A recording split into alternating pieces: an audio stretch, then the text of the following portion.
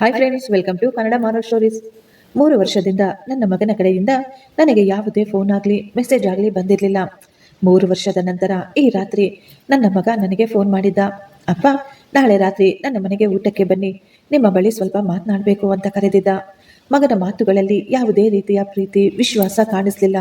ಆದರೂ ನನ್ನ ಮಗ ನನ್ನನ್ನು ಕರೆದಿದ್ದ ಎನ್ನುವ ಒಂದೇ ಒಂದು ಸಂತೋಷ ನನ್ನ ಮನಸ್ಸಿನಲ್ಲಿ ತುಂಬಿ ಹೋಗಿತ್ತು. ಮಗನ ಮನೆಯಲ್ಲಿ ನಾನು ಕಂಡ ಆ ದೃಶ್ಯ ನನ್ನನ್ನು ನಡುಗಿಸಿಬಿಟ್ಟಿತು.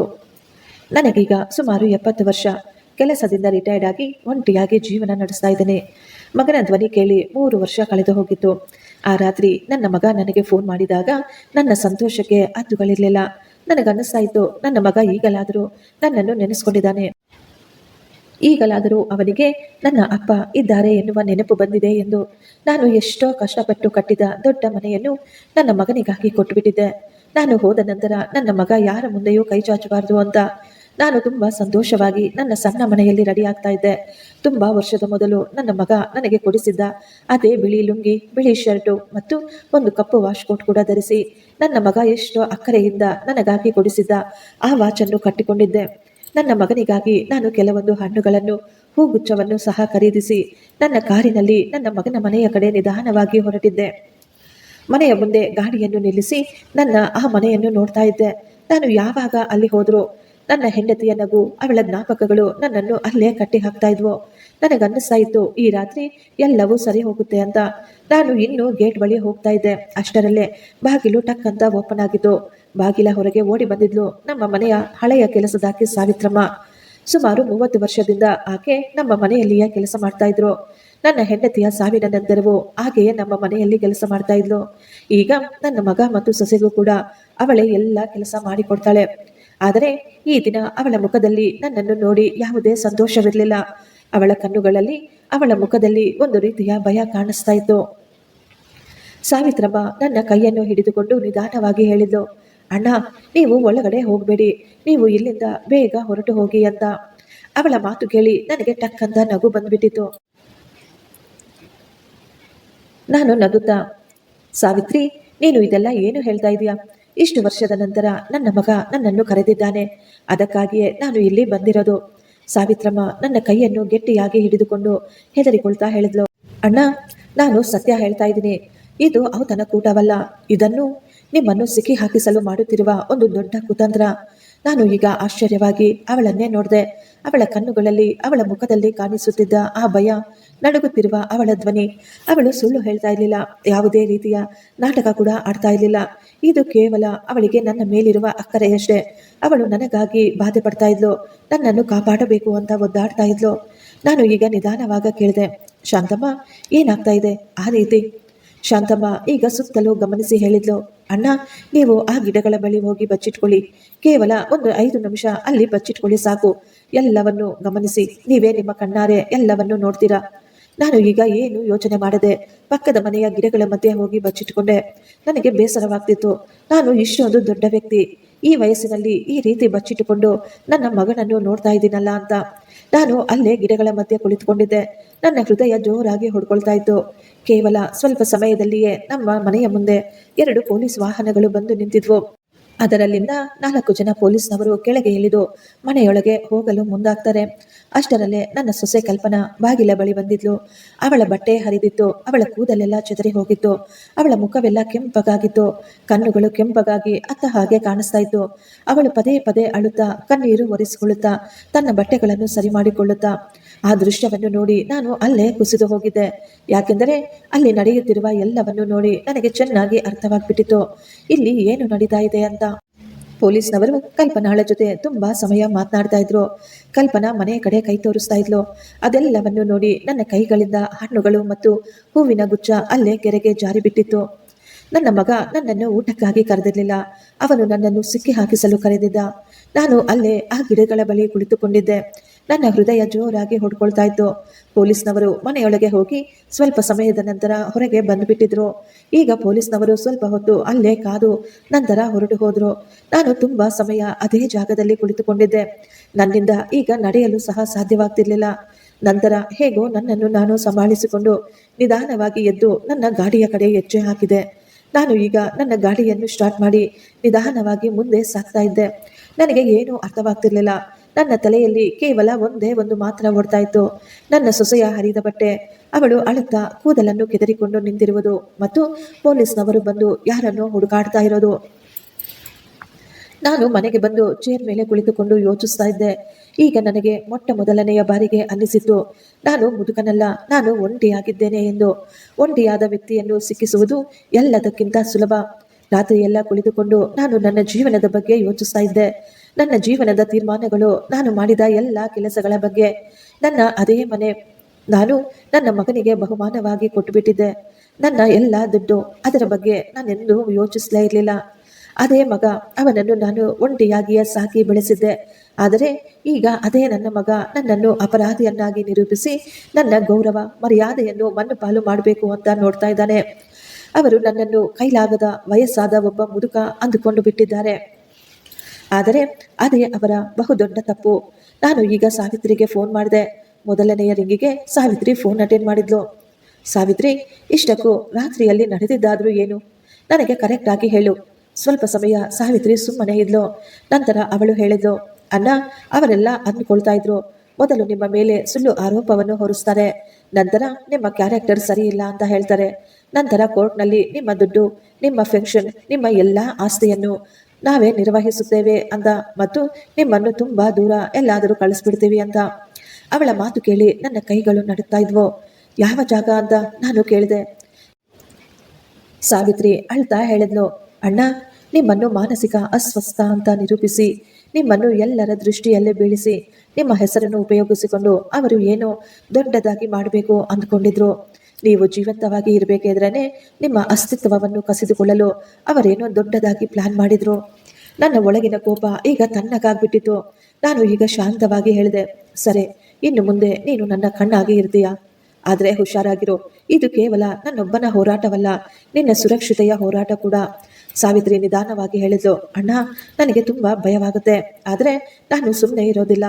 ಆಗಲೇ ನನಗೆ ಅರ್ಥವಾಗಿತ್ತು, ನಾನು ಇವರ ಜಾಲದಿಂದ ತಪ್ಪಿಸಿಕೊಳ್ಳುವುದು ಮಾತ್ರವಲ್ಲ, ತಪ್ಪಿಸಿಕೊಂಡ ನಂತರ ನಾನು ಇವರಿಗೆ ಸರಿಯಾದ ಪಾಠ ಕಲಿಸಲೇಬೇಕಾಗಿತ್ತು. ಆ ದಿನದ ನಂತರ ನನ್ನ ನಿದ್ದೆ ಮಾಯವಾಗಿಬಿಟ್ಟಿತ್ತು. ಆದರೆ ನಾನು ಸೋಲನ್ನು ಒಪ್ಪಿಕೊಳ್ಳಲಿಲ್ಲ. ನಾನು ಧೈರ್ಯವಾಗಿ ನನ್ನ ಮುಂದೆ ಬಂದಿದ್ದ ಸಮಸ್ಯೆಯನ್ನು ಪರಿಹಾರ ಮಾಡ್ಕೋಬೇಕು ಅಂದುಕೊಳ್ತಾ ಇದ್ದೆ. ಮೊಟ್ಟ ಮೊದಲನೆಯದಾಗಿ ನಾನು ನನ್ನ ಭಾವನೆಗಳನ್ನು ಬದಿಗೊತ್ತಿ ನನ್ನ ತಂದೆಯ ಪ್ರೀತಿಯನ್ನು ಪಕ್ಕಕ್ಕೆ ಇಟ್ಟುಬಿಟ್ಟಿದೆ. ಯಾರು ವಯಸ್ಸಾದವರನ್ನು ಅಯೋಗ್ಯರು, ನೀಚವಾದವರು ಎಂದು ತೋರಿಸಿ ಅವರ ಜೀವನವನ್ನು ಅವರಿಂದ ಕಸಿದುಕೊಳ್ಳುತ್ತಾರೋ ಅವರು ಕೇವಲ ಪರಿವಾರವನ್ನು ಮಾತ್ರ ಮರೆಯುವುದಿಲ್ಲ, ಅವರು ಮನುಷ್ಯತ್ವವನ್ನು ಕೂಡ ಕೊಂದು ಹಾಕ್ತಾರೆ. ನಾನೀಗ ನನ್ನ ಹಳೆಯ ಸ್ನೇಹಿತರಾದ ವಕೀಲ್ ಶಂಕರ್ ಅವರಿಗೆ ಫೋನ್ ಮಾಡಿದೆ. ನಾನೀಗ ಅವರ ಸಹಾಯವನ್ನು ಕೇಳಿಕೊಂಡಿದ್ದೆ. ಅವನು ಹೇಳಿದ, ಆಫೀಸ್ಗೆ ಬಂದುಬಿಡು ಅಂತ. ನಾನು ಈಗ ಶಂಕರ್ನನ್ನು ಹುಡುಕಿಕೊಂಡು ಹೋದೆ. ಅವನಿಗೆ ನಡೆದ ಎಲ್ಲವನ್ನು ಸತ್ಯವನ್ನು ವಿವರಿಸಿದೆ. 3 ವರ್ಷದ ಮೌನ, ಸಡನ್ ಆಗಿ ಒಂದು ರಾತ್ರಿ ಊಟಕ್ಕಾಗಿ ಆಮಂತ್ರಣ, ನಂತರ ಸಾವಿತ್ರಿಯ ಎಚ್ಚರಿಕೆ, ಪೊಲೀಸರು ಬಂದಿದ್ದು, ಕವಿತಾಳ ನಾಟಕ, ಎಲ್ಲವನ್ನು ಆತನಿಗೆ ವಿವರಿಸಿದೆ. ಇದು ಸಾಧಾರಣ ಜಗಳವಲ್ಲ, ಇದು ಮೊದಲೇ ನಡೆಸಿದ್ದಂತಹ ಪ್ಲಾನ್. ಅವರ ಪ್ಲಾನ್ ಫೇಲ್ ಆಗಬೇಕು ಅಂದರೆ ನಮ್ಮ ಬಳಿ ಸಾಕ್ಷ್ಯಾಧಾರಗಳು ಇರಬೇಕು ಅಂತ ಶಂಕರ್ ಹೇಳ್ದ. ಆಗ ನಾನು ಕೇಳಿದೆ, ಸಾಕ್ಷ್ಯಾಧಾರಗಳು ಎಲ್ಲಿಂದ ಬರ್ತವೆ? ಆಗ ಶಂಕರ್ ಹೇಳಿದ, ಸಾವಿತ್ರಿಯಿಂದ ಸಾಕ್ಷ್ಯಾಧಾರಗಳನ್ನು ಸಂಪಾದಿಸು, ಆದರೆ ತುಂಬಾ ಎಚ್ಚರಿಕೆಯಿಂದ. ಆಕೆಗೆ ಯಾವುದೇ ರೀತಿಯ ತೊಂದರೆಯಾಗದ ಹಾಗೆ ಸಾಕ್ಷ್ಯಾಧಾರಗಳನ್ನು ಸಂಪಾದಿಸಬೇಕೆಂದು ಹೇಳಿಕೊಟ್ಟ. ನಾನು ಈಗ ತುಂಬಾ ಶಾಂತವಾಗಿಬಿಟ್ಟಿದ್ದೆ. ಆದರೆ ಪ್ರತಿಯೊಂದು ಹೆಜ್ಜೆಯನ್ನು ತುಂಬಾ ಯೋಚಿಸಿ ತುಂಬಾ ನಿಧಾನವಾಗಿ ಇಡ್ತಾ ಇದ್ದೆ. ನಾನೀಗ ನನ್ನ ಮಗ ಕೆಲಸ ಮಾಡುತ್ತಿದ್ದ ಆಫೀಸಿನ ಬಳಿ ಹೋಗಿ ಅಲ್ಲಿದ್ದ ಟೀ ಅಂಗಡಿಯಲ್ಲಿ ಕುಳಿತುಕೊಂಡು ಅವನನ್ನೇ ಗಮನಿಸ್ತಾ ಇದ್ದೆ. ನನ್ನ ಸೊಸೆ ಮತ್ತು ಮಗ ಇಬ್ಬರು ಒಂದು ಹೋಟೆಲ್ನಲ್ಲಿ ಒಬ್ಬ ವಕೀಲರನ್ನು ಮೀಟ್ ಮಾಡುವುದನ್ನು ಸಹ ನಾನು ನೋಡಿದ್ದೆ. ಅವರ ಮುಖಗಳಲ್ಲಿ ಗಾಬರಿ ಮತ್ತು ಆತುರತೆ ಎದ್ದು ಕಾಣಿಸ್ತಾ ಇತ್ತು. ಆ ದಿನ ಸಾಯಂಕಾಲ ಸಾವಿತ್ರಿ ನನಗೆ ಫೋನ್ ಮಾಡಿದ್ಲು. ಅವಳು ತುಂಬಾ ನಿಧಾನವಾಗಿ ಹೇಳಿದ್ಲು, ಅಣ್ಣ ಅವರೇ, ಮೇಡಮ್ ಈಗ ತಾನೇ ಯಾರೋ ಡಾಕ್ಟರ್ ಬಳಿ ಮಾತನಾಡ್ತಾ ಇದ್ರು. ಆಕೆ ಹೇಳ್ತಾ ಇದ್ರು, ಏನಾದರೂ ಆಗಲಿ, ಹೇಗಾದರೂ ಸರಿ ರಿಪೋರ್ಟ್ಸ್ ಅನ್ನು ರೆಡಿ ಮಾಡಿಸಿ. ನಮ್ಮ ಮಾವನವರು, ಅವರ ಮೆಂಟಲ್ ಕಂಡೀಷನ್ ಸರಿಯಿಲ್ಲ, ಅವರಿಂದ ಜನರಿಗೆ ತುಂಬಾ ತೊಂದರೆ ಇದೆ ಅಂತ. ಆ ಮಾತುಗಳನ್ನು ಕೇಳಿ ನಾನು ನಡುಗಿ ಹೋಗಿದ್ದೆ. ನಾನು ಈ ಮಾತುಗಳೆಲ್ಲವನ್ನು ಶಂಕರ್ಗೆ ಕೂಡ ಹೇಳಿದೆ. ಆಗ ಶಂಕರ್ ಹೇಳಿದರು, ಅವರು ಅವರ ಆಟ ಶುರು ಮಾಡಿಬಿಟ್ಟಿದ್ದಾರೆ. ಅವರು ಮೊದಲು ನಿನ್ನನ್ನು ಹೆದರಿಸ್ತಾರೆ, ನಂತರ ನಿನ್ನ ಮೇಲೆ ದಯೆ ತೋರಿಸಿ ಎಲ್ಲವನ್ನು ಅವರ ಹತೋಟಿಗೆ ತೆಗೆದುಕೊಳ್ತಾರೆ. ನಾವು ಅವರನ್ನು ಮೊದಲೇ ಹಿಡಿದುಕೊಳ್ಳಬೇಕು ಅಂತ ಹೇಳಿದ. ಸಾವಿತ್ರಮ್ಮ ಹೇಳಿದ್ಲು, ಅಣ್ಣವ್ರೆ, ನಾನು ಒಂದು ಕೆಲಸ ಮಾಡಬಲ್ಲೆ. ಇವರು ನನ್ನನ್ನು ಒಂದು ವಸ್ತುವನ್ನಾಗಿ ಅಂದ್ಕೋಬಿಟ್ಟಿದ್ದಾರೆ.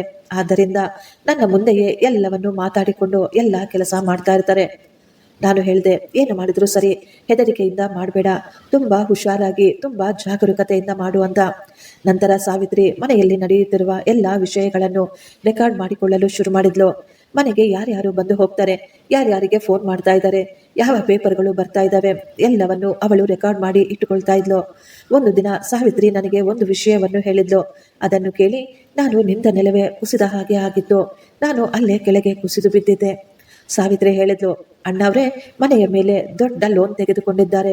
ಮೇಡಮ್ ಹೇಳ್ತಾ ಇದ್ರು, ಈ ಮನೆ ನಮ್ಮ ಕೈ ತಪ್ಪಿದರೆ ನಾವು ಸರ್ವನಾಶವಾಗಿ ಹೋಗ್ತೀವಿ ಅಂತ. ನಾನು ಆಶ್ಚರ್ಯವಾಗಿ ಕೇಳಿದೆ, ಏನು ಲೋನಾ? ಆಕೆ ಹೇಳಿದ್ಲು, ಹೌದು, ಏನೋ ದೊಡ್ಡ ಸಾಲವಿದೆಯಂತೆ. ಮೇಡಮ್ ದಿನ ಹೇಳ್ತಾರೆ, ಮಾವನವರ ದುಡ್ಡು ನಮ್ಮ ಕಂಟ್ರೋಲ್ಗೆ ಬಂದು ಬಿಟ್ರೆ ನಮ್ಮ ಎಲ್ಲ ಸಮಸ್ಯೆಗಳು ತೀರಿ ಹೋಗ್ತವೆ, ನಾವು ಸಂತೋಷವಾಗಿರಬಹುದು ಅಂತ. ಮನೆಯನ್ನು ನಾನು ಅವರಿಗಾಗಿ ಕೊಟ್ಟಿದ್ದೆ, ಆದರೆ ಅವರು ಎಲ್ಲವನ್ನು ಅವರದ್ದೇ ಅಂದುಕೊಂಡು ಬಿಟ್ಟಿದ್ದಾರೆ. ಈಗ ಅವರು ನನ್ನನ್ನು ದಾರಿಯಿಂದ ತಪ್ಪಿಸಿ ನನ್ನ ಎಲ್ಲವನ್ನು ಅವರ ವಶ ಮಾಡ್ಕೋಬೇಕು ಅಂತ ಅಂದುಕೊಳ್ತಾ ಇದ್ದಾರೆ. ಶಂಕರ್ಗೆ ಈ ಮಾತುಗಳನ್ನೆಲ್ಲ ತಿಳಿಸಿದಾಗ ಶಂಕರ್ ತಕ್ಷಣ ಒಬ್ಬ ಆಡಿಟರ್ ಅನ್ನು ಕರೆಸ್ತಾರೆ. ಆತ ಇರುವ ಸಾಲಗಳನ್ನು, ಆಸ್ತಿಯನ್ನು ಎಲ್ಲವನ್ನು ಲೆಕ್ಕ ಮಾಡಿದ. ನಂತರ ನಮಗೆ ತಿಳಿದಿದ್ದು ಅದು ಭಯಾನಕವಾಗಿತ್ತು. ಮದುವೆಗೆ ಮೊದಲೇ ಕಲ್ಪನಾ ಮೇಲೆ ತುಂಬಾ ದೊಡ್ಡ ಮೊತ್ತದ ಸಾಲವಿತ್ತು. ಮದುವೆಯಾದ ನಂತರ ಇವರ ಖರ್ಚುಗಳು ಇನ್ನೂ ಜಾಸ್ತಿಯಾಗಿ ಹೋಗಿದ್ವು. ನನ್ನ ಮಗ ನಾನು ಕೊಟ್ಟಂತಹ ಮನೆಯನ್ನು ಅಡ ಇಟ್ಟು ದೊಡ್ಡ ಮೊತ್ತದ ದುಡ್ಡನ್ನು ಪಡೆದುಕೊಂಡಿದ್ದ. ಶಂಕರ್ ಹೇಳ್ದ, ಇವರು ಈಗ ಸಿಕ್ಕಿ ಹಾಕಿಕೊಂಡಿದ್ದಾರೆ, ಆದ್ದರಿಂದಲೇ ಇವರು ಈಗ ನಿಮ್ಮನ್ನು ಕೂಡ ಸಿಕ್ಕಿಸಬೇಕು ಅಂದುಕೊಳ್ತಾ ಇದ್ದಾರೆ ಎಂದು. ಈಗ ನಮ್ಮ ಮುಂದೆ ಇದ್ದ ಬಹುದೊಡ್ಡ ಪ್ರಶ್ನೆ ಅಂದ್ರೆ ನಾವು ಇದೆಲ್ಲವನ್ನು ಹೇಗೆ ತಾನೇ ನಿರೂಪಿಸಬೇಕು ಅಂತ. ಸಾವಿತ್ರಿ ಒಂದು ದಿನ ನನಗೆ ಫೋನ್ ಮಾಡಿದ್ಲು, ಅಣ್ಣ ಅವರೇ, ನಿಮ್ಮ ಮಗ ಮತ್ತು ಸೊಸೆ ಅವರಿಬ್ಬರು ಮಾತನಾಡ್ಕೊಳ್ತಾ ಇದ್ರು. ಮೇಡಮ್ ಹೇಳ್ತಾ ಇದ್ರು, ನಮ್ಮ ಮೊದಲ ಪ್ಲಾನ್ ಫೇಲ್ ಆದರೆ ಏನಾಗೋಯ್ತು, ನಮ್ಮ ಇನ್ನೊಂದು ಪ್ಲಾನ್ ಇದೆಯಲ್ಲ, ಡಾಕ್ಟರ್ ಪ್ಲಾನ್, ಅದರಲ್ಲಿ ಖಂಡಿತ ಅವರು ಸಿಕ್ಕಿ ಹಾಕಿಕೊಳ್ತಾರೆ. ನಾವು ಕೋರ್ಟ್ನಲ್ಲಿ ಹೇಳ್ತೀವಿ, ನಮ್ಮ ಮಾವ ಅವರು ಸಮಾಜಕ್ಕೆ ಡೇಂಜರ್ ಎಂದು. ಈ ಮಾತು ಕೇಳಿ ನನ್ನ ಎಲ್ಲ ಧೈರ್ಯ ಕುಸಿದು ಹೋಗಿತ್ತು. ಸಾವಿತ್ರಿ, ಈ ಮಾತುಗಳಿಗೆ ನಿನ್ನ ಹತ್ತಿರ ಯಾವುದಾದರೂ ಸಾಕ್ಷ್ಯವಿದೆಯಾ?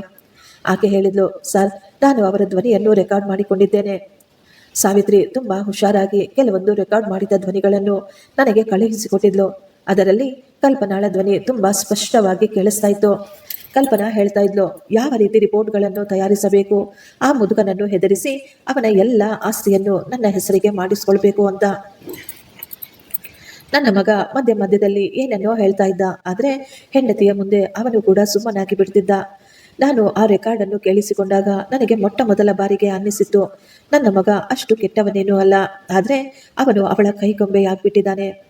ಒಬ್ಬರ ಕೈವಶದಲ್ಲಿ ಇರುವವರು ಏನು ಮಾಡಲು ಹಿಂಜರಿಯುವುದಿಲ್ಲ ಎನ್ನುವುದು ನನಗೆ ಸಹ ಚೆನ್ನಾಗಿ ಗೊತ್ತಿತ್ತು. ಈಗ ಶಂಕರ್ ಹೇಳಿದ, ನಾವು ಇನ್ನು ಸುಮ್ಮನೆ ಕೂರುವುದು ಬೇಡ, ತಕ್ಷಣ ಕೇಸ್ ಫೈಲ್ ಮಾಡೋಣ ಅಂತ. ಈಗ ನಮ್ಮ ಮಗನಿಗೆ ನೋಟಿಸ್ ಹೋಗಿತ್ತು. ನೋಟಿಸ್ ಅವರ ಕೈ ಸೇರಿದ ತಕ್ಷಣ ಸಾವಿತ್ರಿ ನನಗೆ ಫೋನ್ ಮಾಡಿದ್ಲು. ಆ ಮನೆಯಲ್ಲಿ ಜೋರು ಜೋರಾದ ಕೂಗಾಟ ಕೇಳಿಸ್ತಾ ಇದ್ಲು. ಕಲ್ಪನಾ ಜೋರಾಗಿ ಕೂಗಾಡ್ತಾ ಇದ್ಲು. ಇದೆಲ್ಲ ಏನು?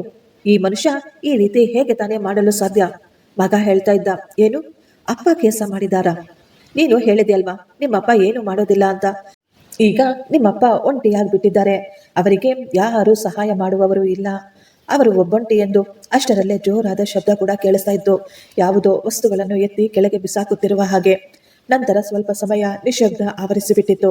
ಸಾವಿತ್ರಿ ತುಂಬಾ ಸೈಲೆಂಟ್ ಆಗಿ ನಿಧಾನವಾಗಿ ಹೇಳಿದ್ಲು, ಅಣ್ಣವ್ರೆ, ಮೇಡಮ್ ಈಗ ಇನ್ನೊಂದು ಪ್ಲಾನ್ ಮಾಡ್ತಾ ಇದ್ದಾರೆ. ಆಕೆ ತುಂಬಾ ಕೋಪದಲ್ಲಿದ್ದಾರೆ. ಆಕೆ ಹೇಳ್ತಾ ಇದ್ಲು, ಕೋರ್ಟಿನಲ್ಲಿ ಆಗ್ಲಿಲ್ಲ ಅಂದ್ರೆ ಕೋರ್ಟಿನ ಹೊರಗೆ ನೋಡಿಕೊಳ್ತೀನಿ ಅಂತ. ಶಂಕರ್ ಹೇಳಿದ್ರು, ನಾವು ಈಗ ಕೇವಲ ಕೇಸ್ ಮಾತ್ರವಲ್ಲ, ನಿಮ್ಮ ಸುರಕ್ಷತೆಯನ್ನು ಕೂಡ ಹೆಚ್ಚಿಸೋಣ ಎಂದು. ಆ ರಾತ್ರಿಯೇ ನನಗೆ ಇನ್ನೊಂದು ಫೋನ್ ಕಾಲ್ ಬಂದಿತ್ತು. ಫೋನ್ ಮಾಡಿದ್ದು ಮತ್ಯಾರೂ ಅಲ್ಲ, ಅದು ನನ್ನ ಮಗ. ನಾನು ಫೋನ್ ಅಟೆಂಡ್ ಮಾಡಿದಾಗ ನನ್ನ ಮಗ, ಅವನು ಗಂಭೀರವಾಗಿ ಮಾತನಾಡಿದ. ಅವನು ತುಂಬಾ ದುಃಖದಲ್ಲಿ ಅಳ್ತಾ ಇದ್ದ. ಅಪ್ಪ, ಪ್ಲೀಸ್ ಅಪ್ಪ, ದಯವಿಟ್ಟು ಒಂದೇ ಒಂದು ಸಾರಿ ನನ್ನನ್ನು ಮೀಟ್ ಮಾಡಿ ಅಂತ ಕೇಳ್ಕೊಳ್ತಾ ಇದ್ದ. ನಾನು ತುಂಬಾ ಶಾಂತವಾಗಿ ಹೇಳಿದೆ, ಏನು ಮೀಟ್ ಮಾಡಬೇಕಾ? ನಿನಗೆ ಈಗ ನೆನಪಾಯ್ತಾ ನಿನ್ನ ಈ ಒಂಟಿ ತಂದೆ? ನೀನು ಪೊಲೀಸರನ್ನು ಕರೆಸಿದಾಗ ನಿನಗೆ ನೆನಪಾಗ್ಲಿಲ್ವಾ? ಈ ವಯಸ್ಸಾದ ಅಪ್ಪ, ನಾನು ಏನು ಮಾಡಲು ಸಾಧ್ಯವಿಲ್ಲಪ್ಪ, ನಾನು ಸಿಕ್ಕಿ ಹಾಕಿಕೊಂಡಿದ್ದೇನೆ ಅದೆಲ್ಲವೂ ಎಂದು ಹೇಳುತ್ತಾ ಅವನು ಜೋರಾಗಿ ಅಳ್ತಾ ಇದ್ದ. ಮಗ, ನೀನು ಸಿಕ್ಕಿ ಹಾಕಿಕೊಂಡಿರಲಿಲ್ಲ, ನನ್ನನ್ನು ಸಿಕ್ಕಿಸುವಲ್ಲಿ ನೀನು ಸಹಾಯ ಮಾಡ್ತಾ ಇದ್ದೆ ಅಪ್ಪ. ಅವಳು ಹೇಳ್ತಾ ಇದ್ಲು, ನೀವು ತುಂಬಾ ವೀಕ್ ಆಗಿಬಿಟ್ಟಿದ್ದೀರಾ, ನಿಮಗೆ ಯಾವುದಾದರೂ ಸಹಾಯ ಬೇಕು ಅಂತ. ಮಗನ ಕಣ್ಣೀರು ನೋಡಿ ತಂದೆಯ ಹೃದಯ ಅಳತೊಡಗಿತ್ತು. ಆದರೆ ನನ್ನನ್ನು ನಾನು ಕಂಟ್ರೋಲ್ ಮಾಡಿಕೊಂಡು ಹೇಳಿದೆ, ನೀನು ನಾಳೆ ಕೋರ್ಟಿನಲ್ಲಿ ಸತ್ಯವನ್ನು ಹೇಳ್ತೀಯಾ? ಇಲ್ವಾ? ಅದೇ ನಿರ್ಧಾರ ಮಾಡುತ್ತೆ ನೀನು ಮನುಷ್ಯನ ಅಥವಾ ಅವಳ ಕೈಗೊಂಬೆಯ ಅಂದ ಎಂದು ಹೇಳುತ್ತಾ ನಾನು ತಕ್ಷಣ ಫೋನ್ ಕಟ್ ಮಾಡಿಬಿಟ್ಟಿದ್ದೆ. ಆಗ ನನಗೆ ಗೊತ್ತಿರಲಿಲ್ಲ ಕಲ್ಪನಾ ಮುಂದೆ ಏನು ಮಾಡೋದಕ್ಕೆ ಹೊರಟಿದ್ದಾಳೆ ಅಂತ. ಮಾರನೆಯ ದಿನ ನನ್ನ ಜೀವನದ ಅತಿ ದೊಡ್ಡ ದಿನವಾಗಿತ್ತು. ನಾನು ಈಗ ಕೋರ್ಟಿನ ಒಳಗೆ ಹೋಗಿದ್ದೆ. ನನ್ನ ಮಗ ನನ್ನ ಎದುರುಗಡೆ ನಿಂತುಕೊಂಡಿದ್ದ ಎನ್ನುವ ದುಃಖ ಒಂದು ಕಡೆಯಾದ್ರೆ, ಆದರೂ ಧೈರ್ಯವಾಗಿ ನಾನು ಹೆಜ್ಜೆ ಇಟ್ಟಿದ್ದೆ. ಶಂಕರ್ ಕೂಡ ನನ್ನ ಜೊತೆಯಲ್ಲಿದ್ರು. ಕೋರ್ಟಿನಲ್ಲಿ ನಮ್ಮ ಕೇಸು ಕರೆದಾಗ ಎದುರುಗಡೆ ನನ್ನ ಮಗ, ಸೊಸೆ ಮತ್ತು ಅವರ ಲಾಯರ್ ಕೂಡ ಇದ್ರು. ನನ್ನ ಸೊಸೆ ಈಗಲೂ ತುಂಬಾ ಶಾಂತವಾಗಿ ಸೈಲೆಂಟ್ ಆಗಿ ಕುಳಿತುಕೊಂಡಿದ್ಲು. ಕೋರ್ಟಿನಲ್ಲಿ ರಾತ್ರಿ ನನ್ನ ಮಗ ನನಗೆ ಫೋನ್ ಮಾಡಿ ಊಟಕ್ಕೆ ಕರೆದಿದ್ದು, ಅವರ ಮನೆಯಲ್ಲಿ ನನ್ನ ವಿರುದ್ಧವಾದ ಸಂಚಿನ ಮಾತುಕತೆ ಎಲ್ಲವನ್ನೂ ಕೇಳಿಸಲಾಯಿತು. ಆ ಮಾತುಗಳನ್ನು ಕೇಳಿ ಆ ಇಬ್ಬರ ಮುಖ ಬೆಳ್ಳಗೆ ಬಿಳುಚ್ಕೊಂಡಿತ್ತು. ಅವರಿಬ್ಬರು ಈಗ ನೆಲ ನೋಡ್ತಾ ಇದ್ರು. ಆಗಲೇ ಕಲ್ಪನಾಳ ವಕೀಲರು ಎದ್ದು, ಈಗ ರೆಕಾರ್ಡಿಂಗ್ ಎಲ್ಲಿಂದ ಬಂತು, ಇದು ಹೇಗೆ ಸಾಧ್ಯ ಎಂದು ಅವರು ಪ್ರಶ್ನಿಸಿದ್ರು. ಆಗ ಶಂಕರ್ ಜಡ್ಜ್ಗೆ ಹೇಳಿದ್ರು, ನ್ಯಾಯಾಧೀಶರೇ, ನಮ್ಮ ಬಳಿ ಸಾಕ್ಷ್ಯಾಧಾರಗಳು, ರಿಪೋರ್ಟ್ಗಳು ಎಲ್ಲವೂ ಇದ್ದಾವೆ. ಎಲ್ಲದಕ್ಕಿಂತ ದೊಡ್ಡ ಸಾಕ್ಷ್ಯ ಅಂದ್ರೆ ಅದು ಅವರ ಬಾಯಿಂದ ಬಂದಂತಹ ಈ ಮಾತುಗಳು. ನಂತರ ಸಾವಿತ್ರಿಯನ್ನು ಕೂಡ ಕರೆಸಲಾಯಿತು. ಸಾವಿತ್ರಿ ಹೇಳಿದ್ಲು, ನಾನು ಎಷ್ಟೋ ವರ್ಷದಿಂದ ಆ ಮನೆಯಲ್ಲಿ ಕೆಲಸ ಮಾಡ್ತಾ ಇದ್ದೀನಿ. ನಮ್ಮ ಈ ಯಜಮಾನರು ಹುಟ್ಟುವುದನ್ನು ಸಹ ನಾನು ನೋಡಿದ್ದೇನೆ. ಅವರ ಮದುವೆಯನ್ನು ಕೂಡ ನಾನು ನೋಡಿದ್ದೇನೆ. ಇವರು ನನ್ನ ಅಣ್ಣನವರ ವಿರುದ್ಧ ಮಾಡಿದಂತಹ ಎಲ್ಲ ಪ್ಲಾನುಗಳನ್ನು ಸಹ ನಾನು ನೋಡಿದ್ದೇನೆ. ಆಕೆ ಹೇಳಿದ್ಲು, ಆ ವಯಸ್ಸಾದ ಮುದುಕನನ್ನು ಹೆದರಿಸಿದರೆ ಸಾಕು, ಎಲ್ಲವೂ ನಮ್ಮ ಹೆಸರಿಗೆ ಬಂದು ಬಿಡುತ್ತೆ ಅಂತ. ಕೋರ್ಟಿನಲ್ಲಿ ಈಗ ನಿಶ್ಶಬ್ದ ಆವರಿಸಿಬಿಟ್ಟಿತ್ತು. ಈಗ ಜಡ್ಜ್ ಸಾಹೇಬರು ನನ್ನ ಮಗನನ್ನು ಕೇಳಿದ್ರು, ನೀವು ನಿಮ್ಮ ತಂದೆಯನ್ನು ಊಟಕ್ಕಾಗಿ ಯಾತಕ್ಕೆ ಕರೆದ್ರಿ? ನನ್ನ ಮಗ ಅವನಿಗೆ ಬಾಯಿಂದ ಮಾತೇ ಹೊರಡ್ತಾ ಇರಲಿಲ್ಲ. ನಂತರ ಅವನು ಹೇಳ್ದ, ಸ್ವಾಮಿ, ನಾನು ತಪ್ಪು ಮಾಡಿಬಿಟ್ಟೆ. ನನಗನ್ನಿಸ್ತಾ ಇತ್ತು ನಾನು ಅವಳನ್ನು ನಿಲ್ಲಿಸಲಾಗುವುದಿಲ್ಲ ಅಂತ. ನಾನು ತುಂಬಾ ಹೆದರಿಕೊಂಡು ಬಿಟ್ಟಿದ್ದೆ. ಅಷ್ಟರಲ್ಲೇ ಕಲ್ಪನಾ ಎದ್ದು ಅವನನ್ನು ಸುಮ್ಮನಾಗಿಸಲು ಪ್ರಯತ್ನಿಸ್ತಾ ಇದ್ಲು. ಆದ್ರೆ ಮೊಟ್ಟ ಮೊದಲನೆಯ ಬಾರಿಗೆ ಅವನು ಸತ್ಯವನ್ನು ಹೇಳಿದ್ದ. ಮನೆಯಲ್ಲಿ ನಡೆಯುತ್ತಿದ್ದ ಅತಿಯಾದ ಖರ್ಚುಗಳು, ಮನೆಯ ಮೇಲೆ ತೆಗೆದುಕೊಂಡಿದ್ದಂತಹ ಅತಿ ದೊಡ್ಡ ಲೋನು, ಅವರು ನನ್ನನ್ನು ದಾರಿಯಿಂದ ತಪ್ಪಿಸಲು ಮಾಡಿದಂತಹ ಎಲ್ಲ ಪ್ರಯತ್ನಗಳು ಎಲ್ಲವನ್ನು ತಿಳಿದುಕೊಂಡ ಜಡ್ಜ್ ಸಾಹೇಬರು ಹೇಳಿದ್ರು, ಇದು ಕೇವಲ ಸಾಂಸಾರಿಕ ಜಗಳಗಳು ಮಾತ್ರವಲ್ಲ, ಇದು ವಯಸ್ಸಾದ ಹಿರಿಯ ನಾಗರಿಕರ ವಿರುದ್ಧ ನಡೆಸಿದಂತಹ ಪಿತೂರಿ, ಮೋಸ. ಕೊನೆಗೆ ತೀರ್ಪು ಬಂದಿತ್ತು. ಪೊಲೀಸರನ್ನು ಯಾಕೆ ಕರೆಸಲಾಯಿತು ಮತ್ತು ಇಷ್ಟೊಂದು ಹಣ ಇವರು ಏನು ಮಾಡಿದ್ದಾರೆ? ಯಾವುದಾದರೂ ಕಾನೂನು ಬಾಹಿರ ಚಟುವಟಿಕೆ ಇದೆಯಾ? ಇದೆಲ್ಲವನ್ನು ಪೊಲೀಸ್ ಇನ್ವೆಸ್ಟಿಗೇಷನ್ ನಡೆಸಬೇಕೆಂದು ತೀರ್ಪು ಬಂದಿತ್ತು. ಕಲ್ಪನಾ ಅವಳು ಸೈಲೆಂಟ್ ಆಗಿಬಿಟ್ಟಿದ್ಲು. ಅವಳು ಕಿರುಚಾಡಲಿಲ್ಲ, ಅಳಲಿಲ್ಲ, ಕೋಪ ಕೂಡ ಮಾಡಿಕೊಳ್ಳಲಿಲ್ಲ. ಅವಳು ಶಾಂತವಾಗಿ ಒಂದು ಕಡೆ ಕುಳಿತುಕೊಂಡು ಬಿಟ್ಟಿದ್ಲು. ಕೋರ್ಟಿನಿಂದ ಹೊರಗೆ ಹೋಗುವಾಗ ನನ್ನ ಮಗ ನನ್ನ ಎದುರುಗಡೆ ಬಂದಿದ್ದ. ಅವನ ಕಣ್ಣುಗಳು ಕೆಂಪಗಾಗಿದ್ವು, ಕಣ್ಣು ತುಂಬಾ ನೀರು ತುಂಬಿಕೊಂಡಿತ್ತು. ಅಪ್ಪ, ದಯವಿಟ್ಟು ನನ್ನನ್ನು ಕ್ಷಮಿಸಿಬಿಡಿ. ನಾನು ನನ್ನ ಮಗನನ್ನೇ ನೋಡಿದೆ. ಅವನ ಕಣ್ಣೀರು ನೋಡಿ ನನ್ನ ಅದೇ ಸಣ್ಣ ಮಗು ನನಗೆ ನೆನಪಾಗಿತ್ತು. ನನ್ನ ಮಗ ಸಣ್ಣ ವಯಸ್ಸಿನಲ್ಲಿ ನನ್ನ ಮಡಿಲಲ್ಲಿ ಬಂದು ಕುಳಿತುಕೊಂಡು ಅಳುತ್ತಿರುವ ದೃಶ್ಯಗಳೇ ನನಗೆ ನೆನಪಿಗೆ ಬರ್ತಾ ಇದ್ವು. ಆದರೆ ಅಷ್ಟರಲ್ಲೇ ನನಗೆ ಆ ರಾತ್ರಿ ಕೂಡ ನೆನಪಾಗಿತ್ತು. ಪೊಲೀಸರು ಮನೆಯ ಬಳಿ ಬಂದಿದ್ದು, ಆ ನಾಟಕ, ಆ ಸುಳ್ಳುಗಳು, ನನ್ನ ಹೆಸರನ್ನು, ನನ್ನ ಗೌರವವನ್ನು ಹಾಳು ಮಾಡಲು ಅವರು ಮಾಡಿದ್ದ ಪ್ಲಾನ್. ನಾನು ಶಾಂತವಾಗಿ ಹೇಳಿದೆ, ಕ್ಷಮಾಪಣೆ ಎನ್ನುವುದು ಹೇಳುವ ಶಬ್ದದಿಂದ ಮಾತ್ರ ಸಿಗೋದಿಲ್ಲ. ಕ್ಷಮಾಪಣೆ ಎನ್ನುವುದು ಬದಲಾಗುವುದರಲ್ಲಿದೆ ಅಂತ. ಅವನು ಈಗಲೂ ಅಳತಾನೇ ಇದ್ದ. ನಾನು ಖಂಡಿತ ಬದಲಾಗ್ತೀನಿ ಅಪ್ಪ ಎಂದು. ನೀನು ಬದಲಾದ್ರೆ ಎಲ್ಲದಕ್ಕಿಂತ ಮೊದಲು ನೀನು ಸತ್ಯವನ್ನು ಹೇಳ್ತೀಯ, ಅಷ್ಟು ಮಾತ್ರವಲ್ಲ ಇನ್ನೊಬ್ಬರ ಕೈಗೊಂಬೆಯಾಗುವುದಿಲ್ಲ ಎಂದು ಹೇಳುತ್ತಾ ನಾನು ಅಲ್ಲಿಂದ ಸೈಲೆಂಟ್ ಆಗಿ ಹೊರಟು ಹೋದೆ. ಕೆಲವು ದಿನಗಳ ನಂತರ ಸಾವಿತ್ರಿ ನನ್ನ ಕೈಗೆ ಒಂದು ಪತ್ರವನ್ನು ತಂದುಕೊಟ್ಟಿದ್ಲು. ಅದು ನನ್ನ ಮಗನ ಬರವಣಿಗೆಯಾಗಿತ್ತು. ಅದರಲ್ಲಿ ನನ್ನ ಮಗ ಬರೆದಿದ್ದ, ಅಪ್ಪ, ನಾನು ಅವಳನ್ನು ಬಿಟ್ಟು ಬಿಡ್ತಾ ಇದ್ದೀನಿ. ಹೊಸ ಕೆಲಸವನ್ನು ಸಹ ಹುಡುಕ್ತಾ ಇದ್ದೀನಿ. ಅಪ್ಪ, ನನಗೆ ಚೆನ್ನಾಗಿ ಅರ್ಥವಾಗಿದೆ ನಾನು ಏನನ್ನು ಕಳೆದುಕೊಂಡಿದ್ದೇನೆ ಎಂದು. ನಾನು ಆ ಪತ್ರವನ್ನು ಓದಿದ ನಂತರ ಅದನ್ನು ನೀಟಾಗಿ ಮಡಚಿ ಸೂಟ್ ಕೇಸ್ನಲ್ಲಿ ಎತ್ತಿಟ್ಟು ಬಿಟ್ಟೆ. ಫ್ರೆಂಡ್ಸ್, ಈ ಸ್ಟೋರಿ ನಿಮಗೆ ಇಷ್ಟವಾಗಿದ್ದರೆ ಒಂದು ಲೈಕ್ ಮಾಡಿ ಮತ್ತು ನಮ್ಮ ಚಾನಲನ್ನು ಸಬ್ಸ್ಕ್ರೈಬ್ ಮಾಡಿಕೊಳ್ಳಿ. Thank you. ಧನ್ಯವಾದಗಳು.